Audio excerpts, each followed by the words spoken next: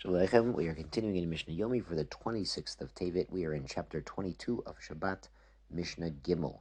Shover Odom et chavit. A person can break open a cask, to eat the dried figs that are inside. So it's a sealed cask, and he's taking a hammer or a knife or something, and he's whacking an opening into it. Provided he does not intend to make a kli, meaning he doesn't want to make a nice, even opening for this sealed cask to make it, a nice situation where it's easy to reseal. So this is the Mishnah related to opening a brand new soda bottle or the like on Shabbat. There were some poskim who said that removing the lid, unscrewing the lid, makes that lid, which was previously sealed onto the bottle, into a kli. Other poskim disagree. Some say that it falls in the category of choslot, of things that are discarded anyway, and you're not really intending to make a kli because you're going to discard it. So you should see there's arichos, there's a lot of discussion in the poskim about opening such containers on Shabbat. The Mishnah continues, and you can't put a hole into the seal of a cask, according to Rabbi Yehuda. So you'd put a hole into this. The seal was sort of like the lid that was put on top of the cask and then sealed with wax or clay. So you can't put a hole in there to get your grogro, to get your wine out. V'chachamim matirin, some of the gears of Rabbi Yossi matir. So either Rabbi Yossi or all of the chachamim, they would allow putting a hole into the lid to get things out, because you're not really making a kli, you're just making an opening to get things out. But not from the side, because then it's easier to pour out. So then it's like tikkun, it's like making a nice kli. If a kli was already had a hole in the lid for access, lo yitan aleya shava. You can't put wax on top to reseal it, because he would be spreading out the wax. As mimareach is a tolda of mimachek, of smoothing, like we had where they would scrape the hide, scrape the leather. So this mimareach, spreading out a substance, is mimachek, is smoothing. Amar Rabbi Yehuda, Maise bolif ner ben Yochanan ben Zakhev Arav. He said a case lemaisa came in front of Rabbi Yochanan when he was in Arav. Amar chosheshni le mechatat. He says, I am suspicious, I'm concerned he might be chayiv chatat for being memachek for his memoreach.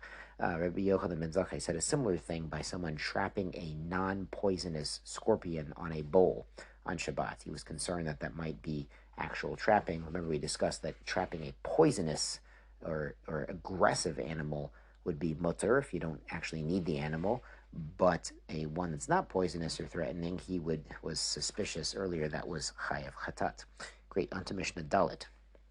Notnin tavshil letocha bor. You may put your cooked food into the bor, down into the pit, bishvil shei shamor, so it will be preserved.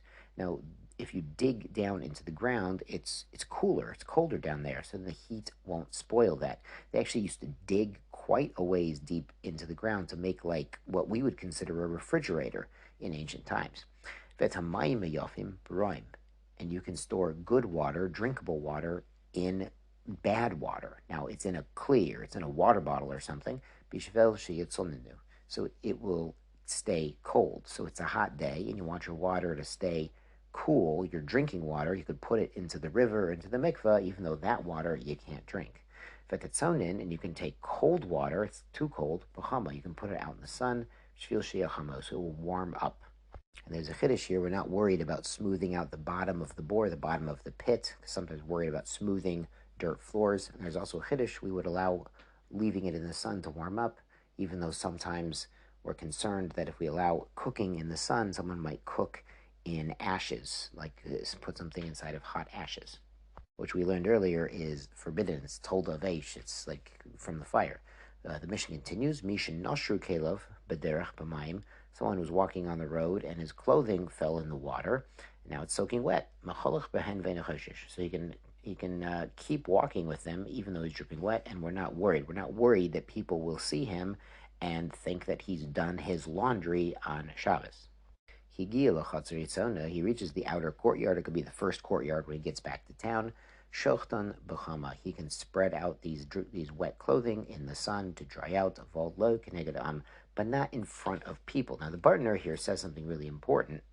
It says Mishnah zo dechuyahi. This Mishnah was pushed aside. Shahalacha b'yadenu. We have a halacha in our hands. Kol davar, anything she'asru chachamim bin marit ayin, that our sages forbid because other people are going to see it and think that you did something asr. Filu b'chadri chadarim asr. It's even asr to do, in a private room where no one can see it. Hilkach asr l'shachtan filu shelo keneged. Therefore, it's forbidden to spread them out, even not in front of the people, like the Mishnah suggests. So something that's Asr Rishon Marit Ayin, you can't even do in private.